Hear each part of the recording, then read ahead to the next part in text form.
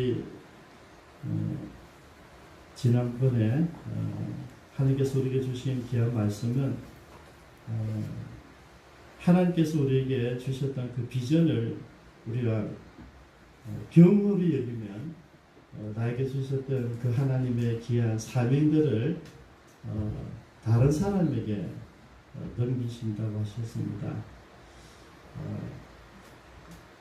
그 말이 여러분 우리 사역하다 보면 굉장히 이제 아픈 이야기로 들리는 것이거든요. 2장 35절에 내가 나를 위하여 충실한 제사장을 일으키리니 그 사람은 내 마음 내 뜻대로 행할 것이라. 내가 그를 위하여 견고한 집을 세우리니 그가 나의 기름 부음을 받은 자 앞에서 영구히 행하리라. 이렇게 예고된 충실한 일꾼을 오늘 우리 본문에서 발견하게 됩니다. 사실 이제 사무엘이 엘리 지도 아래 지금 있잖아요. 1절에 보니까 아이 사무엘이 그랬는데 아마 한 12세에서 15세 정도 되는 이제 청소년기를 지나는 이제 아이로 볼 수 있습니다. 사무엘 엘리 앞에서 여호와를 섬길 때에는 여호와의 말씀이 희귀하여 이상이 흔히 보이지 않았더라 그랬습니다. 먼저 우리가 1절에서 묵상하고 싶은 내용은 하나님의 말씀이 희귀했다는 것이죠. 우리가 지금 사사기나 룻기나 사무엘상을 읽을 때 전제로 되어야 되는 시대적 상황을 우리가 보셔야 됩니다. 그것이 사사시대라고 하는 것이죠.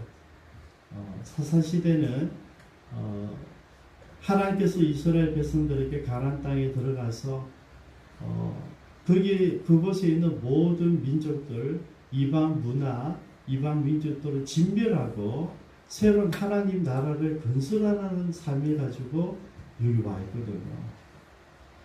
그런데 350년 지나는 동안에도 정착하지는 못했습니다. 가끔씩은 하나님께서 선지자를 보내주셔서 사사를 보내주셔서 회복되긴 했지만은 우리가 지금까지 공부를 계속 해오면서 4개월이죠, 그죠? 이게 쉽지 않다는 것을 보게 되는데요. 이렇게 보시면 됩니다. 이 시대는 어떤 시대냐면 하나님을 찾고 하나님을 구하는 사람이 희귀했다는 것이죠. 여러분 우리 주변에서 하나님 말씀을 듣는 사람들이 많아야 되는데 하나님 말씀이 들려져야 되는데 하나님 말씀을 들려지고 내가 듣고 싶으면 누군가 하나님 먼저 찾아야 된다는 얘기죠. 하나님이 예배하는 사람이 일어나야 되고 하나님 앞에 무릎 꿇는 사람이 나타나야 되는데 그러한 사람들이 없었다는 얘기죠. 여러분 하나님께서 말씀하지 않는 건 아니에요. 하나님께서 말씀하시는데 하나님을 말씀을 들은 사람이 없다는 얘기죠. 왜냐하면 아무도 예배하지 않으니까 아무도 기도하지 않으니까 하나님께서 말씀을 들려주고 싶은데 들을 만한 사람이 없었다는 것을 우리가 보게 됩니다. 결국 사람들은 하나님을 찾거나 하나님 말씀대로 하나님 뜻대로 사는 사람들이 없었던 거죠. 그럼 어떻게 살았습니까? 전부 다 자기 소견대로 살았다는 것이죠. 자기 뜻대로 내가 생각나는 대로. 우리가 얼마 전에 좀 가슴 아프게 경험했던 그 각자 도생, 스스로 알아서 살아라는 것이죠. 그러면 이게 우리가 지금 우리 이 시대에 적용해보면 우리가 큐티하면서 하나님의 말씀을 날마다 묵상하고 그 말씀대로 나를 적용해 가면요 각자 도생이 멋진 삶이 됩니다. 여러분들이 매일 아침 하나님의 말씀을 보고 묵상하고 매일 아침 주신 그 말씀대로 내 살아가기 위해서 도전하고 실천한다면 각자 도생은 멋진 삶이죠. 오히려 사사시대는요 아름다운 시대가 됩니다. 문제는 이 시대에 어느 누구도 하나님을 찾거나 하나님 예배하거나 하나님 말씀을 깨닫고 그 말씀대로 살아가고자 하는 사람이 없었다고 하는 것이죠. 아직 나라가 만들어지기 전입니다. 이 시대예요. 그리고 이스라엘이 멸망당하는 그 마지막 때에 예레미야의 절규도 마찬가지입니다. 예레미야 5장에 나오는 예레미야가 기도하다 너무 화가 난 거예요. 하나님, 이게 뭡니까? 우리가 하나님의 백성 아닙니까? 하나님 우리를 선택한 우리 선민 아닙니까? 그런데 우리를 멸하시다뇨. 이거는 하나님답지 않습니다. 공의롭지 않습니다. 그렇게 하는 게 한거하죠. 그래서 하나님 이야기하시죠. 그러면 네가 다른 찾아보거라. 하나님을 찾고 하나님 구하고 공의를 행하는 사람이 한 명만 있으면 내가 용서해 주마 말씀하셨어요. 우리가 결과는 너무나 잘 알지 않습니까? 그 한 사람을 찾지 못했습니다. 예루살렘이 없었어요. 하나님이 세운 그 나라, 하나님 백성들이 있는 그 나라에 단 한 명도 하나님을 예배하거나 하나님을 구하거나 기도하거나 예배하거나 찬양하거나 감사하거나 혹은 그 말씀대로 살아가고자 하는 사람이 한 명도 없었다는 것이죠. 그럼 지금 끄집어서 지금 볼까요? 지금은 어떠한가? 지금 우리 시대는 어떤가? 저와 여러분 살아가는 이 시대는 어떠한가? 여러분 다르지 않다는 것이죠. 그래서 여러분 우리는 각자 도생이 사실은 굉장히 주어진 아름다운 특권이지만은 그 각자 도생의 진면목을 살지 못하고 있습니다. 그게 우리들의 안타까움이죠. 그래서 하나님 말씀이 희귀할 수밖에 없었다는 것이죠. 옛날에도 이스라엘 멸망하는 그때도 지금 이 시대도 똑같다는 거죠. 특별히 오늘 어제 지난번에 또 오늘 본문에 보면 지도자들, 저는 이 지도자 여러분들이 이렇게 목사님에 해당되지 이렇게 예를 갖다서 바꾸고 싶어요. 예수장이들. 우리는 세상 사람들을 위해서 우리가 구별된 제사장이에요. 우리 다 레인이단 말이죠. 이스라엘 사람들에게 레인이 구별되었듯이 우리는 세상 사람들이 구별되어진 예수장이 크리스찬들이에요. 우리가 문제란 이야기예요. 지도자가 문제가 아니라 제사장 하니까 여러분들이 이거는 목사님하고만 해당되는 거야 이렇게 하시는 것 같아서 좀 바꿔볼게요. 세상의 지도자들은 우리입니다. 우리 예수 믿는다고 하는 사람들, 크리스찬이라고 하는 사람들, 예수장이라는 사람들, 제자로 살겠다는 사람들의 삶이 다르지 않다는 것이죠. 눈이 멀었다 그랬습니다. 어떻게 멀었습니까? 자기 기능을 상실해 버렸어요. 여러분 우리는 세상 속에서 빛으로 살아가야 되고 세상 속에서 맛을 내야 되는 소금이에요. 그런데 소금이 그 맛을 잃어버리고 불이 기능을 파쇄시켰다 이거죠. 전기를 있어요. 근데 이 전등이 파쇄된 거예요. 고장 나버렸단 말이죠. 그러면 여러분 뭔가 고쳐야 되지 않습니까? 전기를 계속 돌아와요. 이 스스로의 전기를 바꿔야 돼요. 그 기능이 파괴되었다. 그래서 이 시대가 사사시대다는 것이죠. 좀 더 예를 들면요. 그럼 이 시대에 나는 어떠한가? 우리는 어떻게 살고 있는가? 우리는 세상 속에서 하나님의 가치와 하나님 백성들 살아가는 가치를 증거해야 되는데 우리 스스로 세상 문화를 더 좋아하고 세상 사람들이 좋아하는 그 문화를 더 즐기고 세상 사람들을 돈에 목숨을 거는데 우리도 다르지 않다는 것이죠. 돈에 목숨을 걸어요. 돈을 버는데 최선. 내가 돈이 있어야 살아갈 수 있다고 착각하고 있잖아요. 돈이 없어도 살 수 있습니다. 그게 성경입니다. 하나님의 백성은 돈이 없어도 여유 있게 살아갈 수 있습니다. 근데 우리는 돈이 없으면 그거는 목사님의 꿈이라고 착각이라고 생각하시잖아요. 아닙니다, 여러분. 하나님 앞에서 우리가 돈이 목적이 아닐 때 이 문제가 경험되기 시작합니다. 우리 돈이 있어야 된다 생각하잖아요. 그래서 모든 것을 돈을 보는 데 혈안이 되어 있어요. 여러분, 돈은 하나님 백성이 이 땅을 살아가는 데 필요한 하나님 주신 보너스예요. 돈이 없어도 옛날에 먹고 산단 말이죠. 여러분 시골에 가서 우리 농사 짓는 분들 보세요. 그죠? 그분이 뭐 지금 다 있지만 TV가 없어도 그죠? 정치 뭐 몰라도 경제 몰라도 그냥 파종해서 먹고 사내가 농사지어서 먹고 삽니다, 여러분. 문화가 하나도 없어도 삽니다. 지금 우리는 그게 없으면 안 된다고 착각하고 살고 있지만은 떠나면 여러분 그것이 없어도 충분히 살 수 있어요. 여러분들 스스로 거짓말하고 있는 거예요. 돈이 있어야 돼요. 돈이 있어. 이러면 이게 눈이 먼 거예요. 그런 사람들이 세상 속에 사는 가치가 세상 사람과 똑같으니까 그 사람들도 우리를 구별하지 않고 우리 스스로도 내 모습 다 잃어버리고 세상 사람 똑같은 가치로 살아가고 있는 거예요. 그래서 이 시대 어떤 시대라고요? 하나님이 없는 시대. 어떤 시대요? 말씀이 희귀한 시대예요. 말씀이 없는 게 아니라 이 말씀을 듣는 사람이 없어요. 이때 하나님이 사무엘을 부르셨어요. 그죠? 사무엘아. 사무엘은 성전을 이제 섬기는 이제 아이로 성장하고 있으니까 엘리 옆에서 엘리가 지금 나이가 많습니다. 대충 학자들이 말하기를 한 98세 정도 된다고 얘기하는데요. 아주 나이가 많은 사람이죠. 그래서 늘 제까지 지키지 못하니까 자리에 누워 있으면 이제 엘리를 대신해서 사무엘이 성전 옆에서 불을 지키면서 이제 자고 있었어요.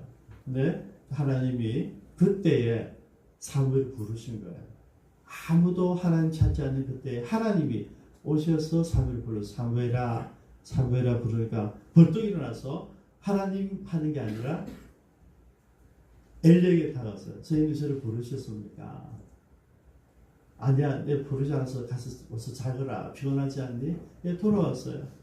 또 사람들 또 하나님 부르시면 또 사무엘아, 사무엘아. 또 벌떡 일어나서 선생님 저를 부르셨습니까? 아니야, 안 불렀다니까 빨리 가자. 또 자고 있어요. 또 부르세요. 사무엘아, 사무엘아. 다시 일어나서 선생님 저를 부르셨습니까? 그럼 세 번째 할 때에 사무엘이 깨달은 게 아니라 엘리가 깨달았어요.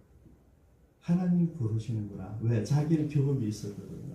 사무엘은 경험이 없었어요. 근데 엘리는 경험이 있었어요. 자기가 한창 때에 하나님께 헌신하고 있을 때, 젊을 때에 열심히 하나님 섬길 때에 내 자식들 때문에 엘리기 전에 그죠? 하나님께 들었던 말씀이 생각이 나잖아요. 그때 엘리야 그랬겠죠. 엘리야 내가 너를 사랑해. 내가 너와 함께하마. 이 말씀을 들었던 거죠. 이 음성을 생각하는 거죠. 누구 때문에? 누구 때문에요? 사무엘 때문에. 여러분 이게 슬픈 거예요. 내가 하나님의 말씀을 가지고 사무엘에게 전해줘야 되는데 나는 지금 그 말씀이 닫혀져 있고 들을 수도 없고 거꾸로 사무엘이 그 하나님의 말씀을 듣고 와서 내게 이야기를 하고 있잖아요. 저는 가슴이 아프더라고요. 엘리가 왜 마지막까지 나이가 들고 노인이 된다는 것은 어쩔 수 없지만 그럼에도 불구하고 노인들은 더 지혜가 있잖아요. 더 총명하잖아요. 정신이 멀쩡하잖아요. 얼마든지 내가 입으로 또 지혜로 비유를 빌려줄 수 있는데 그런 엘리의 모습이 희미해져 갔다. 다행히 오늘까지는 있었어요. 불렀어요. 야, 내 생각해 보니까 내가 옛날에 그랬던 것 같이 아마 하나님이 너를 부르시는 것 같다. 그러면서 이야기했죠. 이제 또 너 이름 부르면 예 주님 내가 여기 있습니다. 말씀하옵소서 가르쳐줘요. 어떻게 해야 될지. 그죠? 우리 하나님의 말씀을 듣기 위해서 사모하고 기도해요. 막상 하나님께서 우리에게 말씀하시면 반응할 줄을 모른다는 거죠. 그래서 여러분 신앙에 뭐가 필요해요? 선배가 필요해요. 신앙의 선배 필요해요. 여러분 의사들이 내게 왔을 때 저는 이은혜 전사님이 많이 도움이 되었어요. 또 기도원에 있는 원장님이 도움이 됐어요. 또 선배 목사님들에게 제가 물었어요. 의사들이 오는데 저는 경험이 없어요. 어떻게 해야 될지 이유도 모르게 의사가 왔기 때문에 어떻게 해야 될지 몰라서 그래서 제가 물었는데 다행히 그 믿음의 선배들은 그런 것을 제게 잘 설명해 주셨어요. 그죠? 필요해요. 저는 우리에게도 여러분 주변에 이런 믿음의 아주 깊은 분들이 많이 있기를 바라고요. 그런 분이 있다는 것은 축복입니다.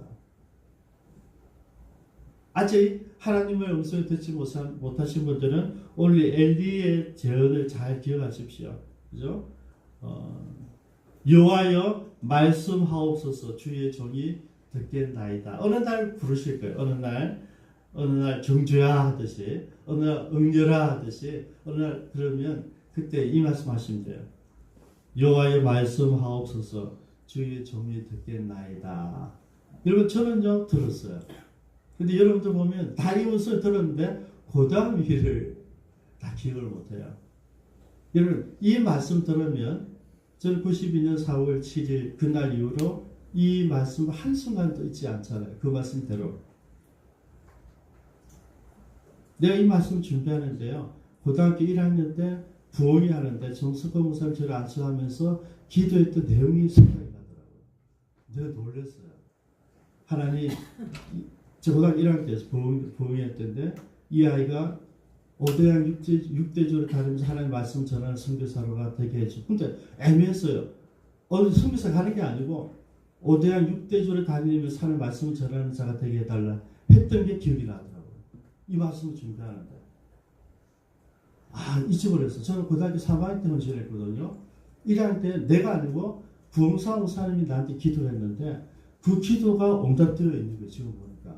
여러분 하나님께서 나에게 오셔서 부르신다고 하는 것은 그 다음 이야기가 있어요. 그 다음 이야기. 여러분 어떤 말씀 하십니까? 11절을 볼까요?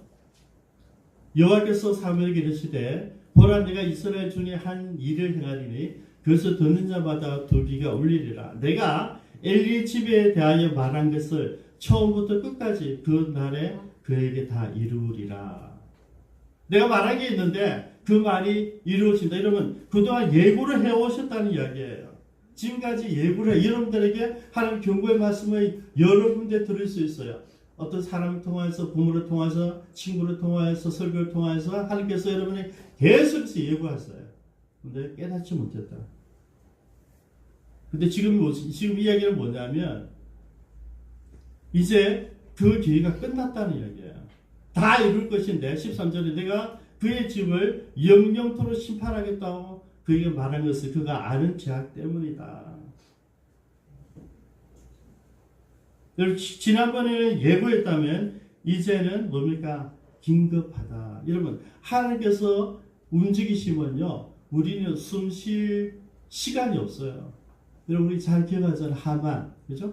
하만이 모르드게를 자기 차게 달라 죽이려고 다 계획해놨잖아요. 모든 이스라엘 백성들 다 죽이려고 다 계획해놨잖아요. 근데 우리가 그 시간 에스더를 기억하면 어떻습니까? 마지막 역전되는데 역전될 때 보면 정신이 없어요. 하만이 조치할 수가 없어요. 친구들과 오늘할 수가 없어요. 마누라하고 오늘할 시간도 여유가 없어요. 끌려다니죠. 왜? 기회가 끝난 거예요.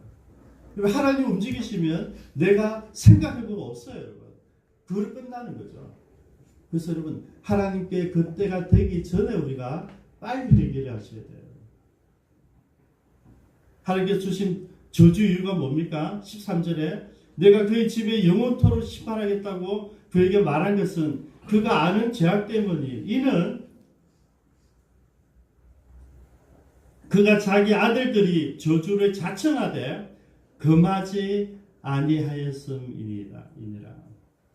자식들이 잘못되어져 있는데 그 자식들을 책임지지 못했다. 훈계하지 못했고 징계하지 못했다는 말이죠. 잘못 가르쳤다는 이야기죠. 14절 그러므로 내가 엘리집에 대하여 맹세하기를 엘리집의 제약은 재물로나 예물로나 영원히 속죄함을 받지 못하리라 하였노라. 이 말씀 보면서 제가 오늘이 무슨 날인지 생각을 했어요. 오늘이 어린이 주일이구나. 영상 한번 볼까요? 우리가 아이들에게 어떻게 기대하고 있는가, 아이들에게 무엇을 보고 있는가 하는 것입니다. 잠깐 한 100분 되는 강의를 잠깐 들어보겠습니다.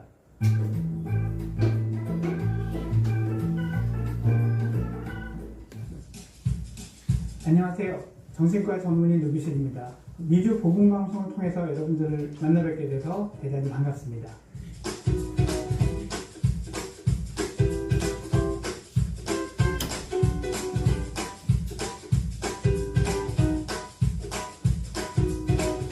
아이의 잠재력을 발견하는 것은 부모님들이 3가지만 기억하시면 쉽게 충분히 하실 수 있습니다. 첫 번째는요, 우리 아이가 너무 바쁘지 않게 그렇게 두어야 합니다. 좀 심심하게 두어야 합니다. 그거를 슬로피 타임이라고도 하거든요. 간혹 보면 부모님들이 꼭 학업을 시키지는 않더라도 사교육이나 애프터스쿨을 통해서 너무 많은 일들을 하게 하는 경우가 있습니다. 이렇게 되면 우리 아이가 창의적이고 생산적인 생각을 하기가 어렵습니다. 그러니까 조금 힘드시더라도 또 조금 불안하시더라도 아이들에게 심심한 시간을 주는 것, 이게 아이의 잠재력을 찾기 위한 첫 번째 조건이 되고요. 두 번째는 재능이라는 건 어쩌다 한번 보이는 게 아니라는 걸 꼭 기억을 해 주시기 바랍니다. 우리 아이가 무언가를 잘하게 되는 것은 오늘 잘하고 내일 못하지 않습니다. 오늘도 잘하고 내일도 잘하고 자꾸 반복적으로 잘하게 되거든요. 그래서 우리 아이의 재능을 발견하고 싶으시다면 시간을 가지고 충분히 아이를 관찰해 주시기 바랍니다. 마지막으로 세 번째는 부모님의 편견을 버리라는 겁니다. 부모님들이 우리 아이가 이렇게 됐으면 좋겠다 싶은 모습이 있어서 그것만 발견하는 것도 편견이고요. 또는 이건 안 했으면 좋겠어 해서 그런 모습들을 안 보려고 하는 것도 똑같이 편견입니다. 제가 아는 상담에서 만난 분들 중에 종종 음악이나 미술 같은 길을 걸으셨던 어머님들을 뵐 수가 있습니다. 그 길이 너무 힘들다고 생각하셨는지 우리 아이가 그건 안 했으면 하고 바라시더라고요. 하지만 그 아이가 그 분야의 재능을 갖고 있는 경우가 정말 많습니다. 그때 저런 정도의 재능은 충분하지 않아, 이렇게도 얘기를 많이 하시더라고요. 근데 이것 역시 편견일 수 있습니다. 우리 아이가 갖고 있는 모습을 있는 그대로 봐주십시오. 이러려면 어떻게 해야 될까요? 딱 한 가지가 더 필요합니다. 부모님이 내가 우리 아이에 대해서 어떤 욕심을 가지고 있는지를 깨달아 주시기 바랍니다. 어떻게 하면 깨달을 수 있을까요? 했더니 어떤 분들께서 기도한다고 하시더라고요. 기도의 제목으로도 참 좋다고 생각을 합니다. 우리가 욕심을 알고 있을 때 우리 아이에게 좀 더 조심할 수 있으니까요. 이렇게 세 가지를 기억해 주셨다가 아이들과 생활하시면서 적용을 해보시면 여러분들도 여러분 자녀의 재능을 발견하실 수 있을 겁니다. 네, 지금 자녀들 키우는 분들도 있고 오늘 서연이 집에도 왔는데요. 우리가 아이들에 대한 편견, 그죠? 여러분 지금 그 세 가지를 보면서 여러분들 부모님들 잘 생각하십시오. 아이들을 기다려줘야 된다. 그죠? 아이들을 너무 복잡하게 만드니까, 바쁘게 만드니까 아이들이 내가 뭘 해야 될지도 모르고 뛰어다니고 있는 거죠. 그리고 재능 어떻습니까? 가만 둬도 신경 안 써도 알아서 재능은 발휘해요. 그죠? 저는 이 동영상 보면서 우리 지금 키우고 있는 분들도 마찬가지지만은 앞으로 키울 청년들도 마찬가지고요. 키웠던 우리들도 반성하는 시간이 되기를 바랍니다. 절대 다 같은 길을 오지 마 이렇게 말하잖아요, 그죠? 내 고생했으니까, 그죠? 절대 목사는 되지 마. 목사 된다고 하니까 기가 막히잖아요. 90년대에 제가 그 이지만 주사님 그 신변에 있을 때 거기 있었어요. 거기 숙소에서 정말 좋은 집에서 주사님 집이니까 그래서 교회까지 왔다 갔다 했는데 그날이 영하 32도 정도 되었어요. 늘 말씀드리잖아요. 영하 32도는 마스크를 끼고 모자 끼고 가는데 숨이 올라오잖아요. 숨이 올라오면서 바로 얼어버리게 눈썹에 얼어버리는 게 30도예요. 영하 30도예요. 그거를 이제 하루 6번, 7번씩 하는데 그래가지고 집회에 맞추고 있는데 상화가 또 전화가 왔더라고.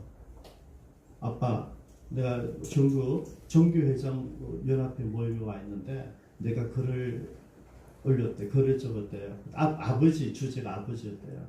그래서 그걸 적었다 하면서 여러 가지 얘기했는데 아빠, 나 또 아빠처럼 선교사 할래 이러더라고요. 근데 그때 눈물이 핑 도는 거예요. 아니 이 고생스러운 일을 말라고 니까지 하려고. 근데 지금 샌프란에서 선교사처럼 살고 있어요. 그래서 여러분 하나님께서 우리에게 주신 것을 우리 막지는 못해요. 그죠? 아이들이 보고 성장하기 때문에 오늘 준점이도 전혀 근데 오늘 갑자기 내가 신학교 가겠다 이러더라고요.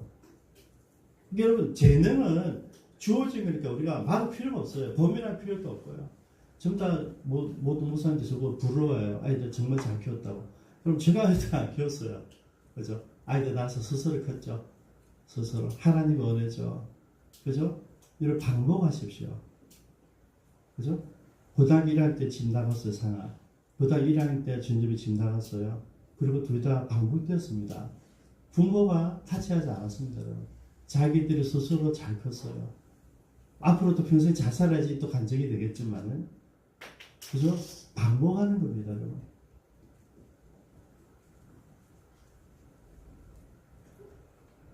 자기 아들들이 저주를 자청하는데 금하지 않는다. 여러분, 이거는 부모 책임입니다. 지금 여러분의 자녀들이 하나님께 예배하지 않고 하나님을 찾지 않고 하나님 말씀대로 살지 않는 것은 여러분들의 책임입니다. 회개하셔야 됩니다. 여러분 자식들 지금 교회 가지 않는다. 교회 밖에 있다. 여러분들 책임, 부모 책임이에요. 왜? 잘못 키운 거죠. 훈계하지 않았어요. 오늘 하나님께서 이 말씀 하시는 거죠. 그가 자기 아들들이 저주를 자청하되 금하지 않았다. 여러분, 금하지 않는 거 하나님께 회개하셔야 돼요. 그래서 이 저주가 이루어지는 거예요. 내 아이들의 저주는 내 때문이에요. 내 가르치지 않고, 바르게 가르치지 않고, 신앙적으로 가르치지 않고, 세상대로 놔뒀기 때문에. 아이들 교회 오지 않으면 울고 불고 난리가 나야 되는데, 오든 안 오든 상관하지 않아.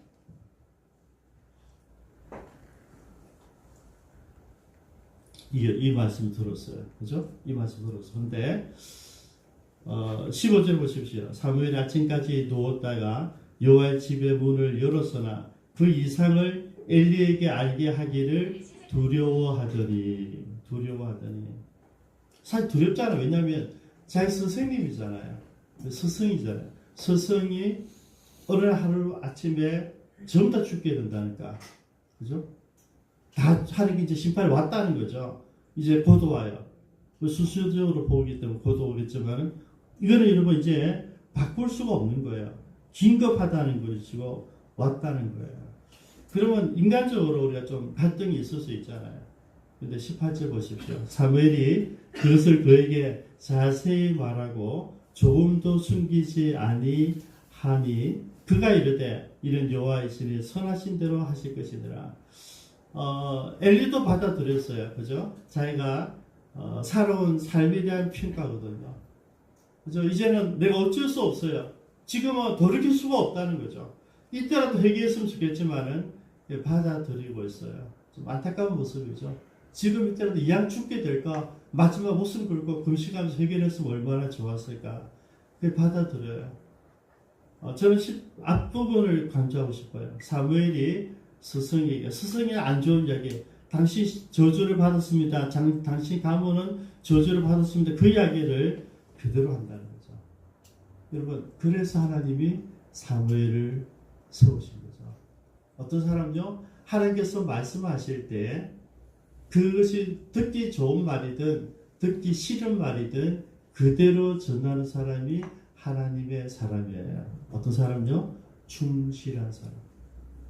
하나님 말씀대로 살지 않았기 때문에 하나님 새로운 충실한 사람을 일으킨데 그 충실한 사람의 조건이 뭐냐면 하나님께서 말씀하셨으면 어떤 말씀이라도 그 말씀을 그대로 전하는 사람이에요.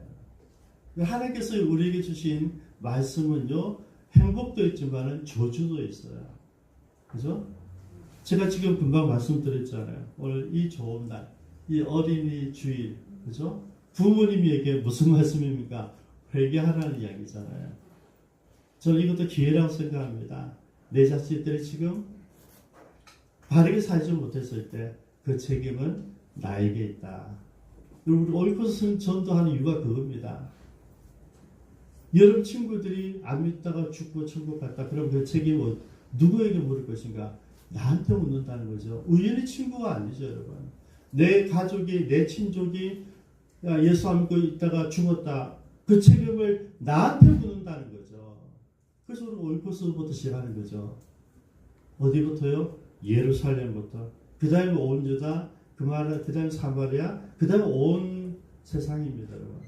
내가 있는 곳에서 내가 만나는 가족도 먼저 돌아봐야 돼. 그래서 여러분 우리 가족들 가운데 복음을 다 전해야 됩니다. 그 다음에 친척들, 그 다음에 친구들. 여러분 내가 아는 사람들, 내가 우연히 만난 것이 아니고 이 아이를 초등학교 때 그냥 짝지한 게 아니고 이 아이를 고등학교 때 그냥 멋진 친구를 만난 게 아니고 그 아이가 나를 만났다는 것은 무슨 말입니까? 내가 그 아이에게 복음을 전하라고 부르셨다는 것을 아셔야 됩니다. 그 책임을 물으시는 거예요. 그죠? 이 아이에 대한 이 두 홈리와 비느하스에 대한 범죄에 대한 책임을 하나님 누구에게 물으십니까? 엘리에게 물으시잖아요.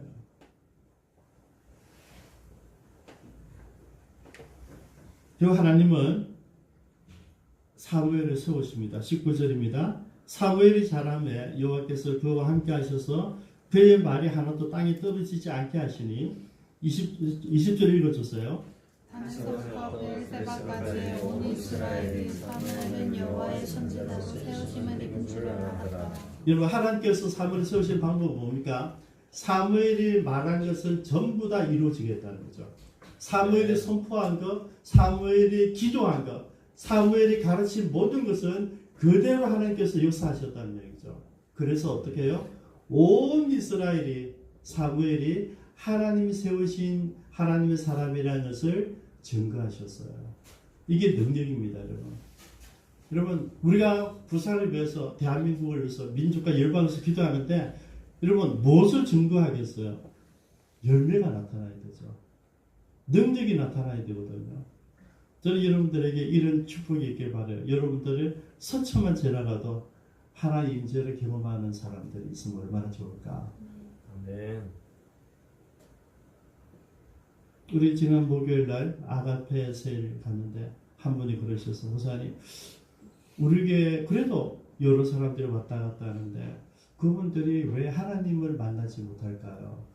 저에게 아픈 이야기였어요. 아픈 이야기였어요. 왜 하나님 만나지 못할까? 여러분 하나님을 바라보지 않아서 그렇습니다. 하나님이 아니고 사람들 보고 교회를 보고 환경을 보면 하나님을 예배하지 않죠.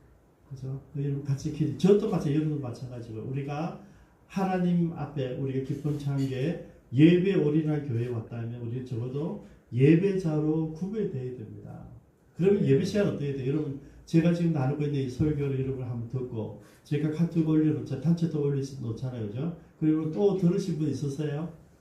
여러분 선교사님들과 교회 밖에 있는 사람들은요 일주일 내내 듣는다 그래요. 그러니까 그대로 사는 거예요. 우리는 한 번 또 땡 돌았으면 끝이에요. 아무리 이러면 며칠 동안 몇 주 주변에도 한 번 또 땡이잖아요. 그 실천이 없는 거죠. 그 말씀 지나가는 말씀이에요. 이 말씀 살아 있으려고 한다면 여러분 이 말씀을 가지고 전한 자가 사무엘이 되게 하려고 한다면 저와 여러분이 사무엘을 살려고 한다면 이 말씀이 능력 있게 나타나야 되는데 그러려면 말씀을 가까이 있는 말씀을 듣고 기도하고 그 말씀 실천할 때 일어나는 거죠. 하나님께서 온 이스라엘에 사무엘을 하나님 선지자로 세웠다는 것을 보여주는 방법은 뭡니까? 그의 말이 하나도 땅에 떨어지지 않게 했다. 그러면 무슨 말인가 여러분 기쁨 찬양에서 기도하는 내용들이 그대로 이루어져야지 우리가 사무엘이 되는 거예요. 저는 여러분들이 네. 사무엘이 되길 바라요. 아멘. 우리 기쁨 찬교회가 사무엘 같은 교회가 되길 바라요. 우리 같이 한번 기도하겠습니다.